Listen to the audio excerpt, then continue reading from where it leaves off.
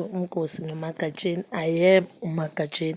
Umkhosi wethu namhla abazali bakamzizwe is about amakhosikazi kaMusa Msele, but we'll be talking about number 1, which is uMacele, and number 3, which is uMakhumalo. Guys, when they say abantu bayaxolelana, yabona ezemndeni azingena. Before ngizokhuluma ngicela ukunibisela emuva kancane. We know that ngomshado traditional wedding yakaMakhumalo, uMacele uye waqala washo wathi the time uMakhumalo bakaba invite as amakhosikazi kaMusa Msele or as our sister wife wakhe, she was the first person to say nope, yena akayi emshadweni kaMusa Msele and unama reasons akhe. Then nomayeni washo njalo, and that thing broke uMakhumalo kakhulu, guys. And uMakhumalo sure ukuthi if there's one person amsupportayo is uMacele. Yena uke wayenza izinto kibo Macele, uke wa-emsa kibo Macele for free. Yena azitshela ukuthi uMacele their family, but it shows ukuthi uhleli ndawoni enhlizweni kaMacele. So now Macele and Makhumalo, they'll be doing ezomshado. The show will be called ezomshado on channel 163, which is Mzansi Wethu.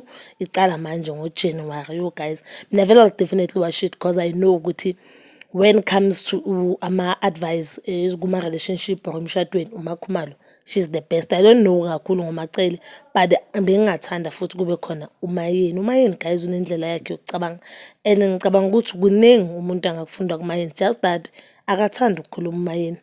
And judging from the way ayenza ngakhona izinto and iminyaka ayihleli nomseleko, that means there's a lot umuntu angayifunda kumayeni angayazi. You know, guys, now we'll be saying, hey ndoda maye ngangijolela ngizomyeka. Yena mhlambe sikafunda 1 or 2 things from her, yabo. Phela we know that uthandane noMusa Mseleko. Kubo wonke lamakhosikazi ashade uMusa Mseleko njengoba bayi4, uye waqala wathandana noMusa Mseleko.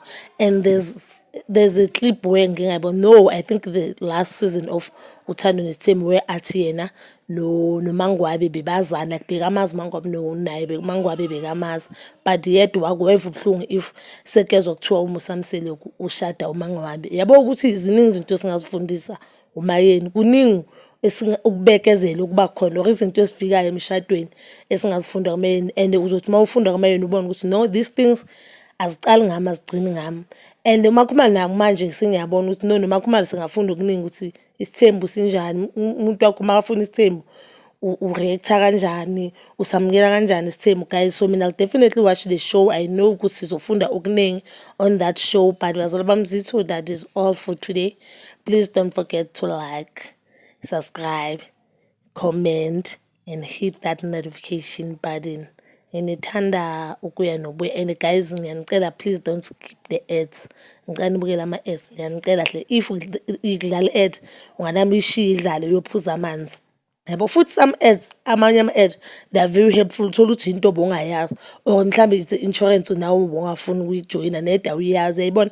So if there's ad ubonayo ukuthi niyayazi or I'm not interested, please don't skip it. Just drink water or something. Ngiyabonga ke bazala bamzitho, nginithanda kakhulu.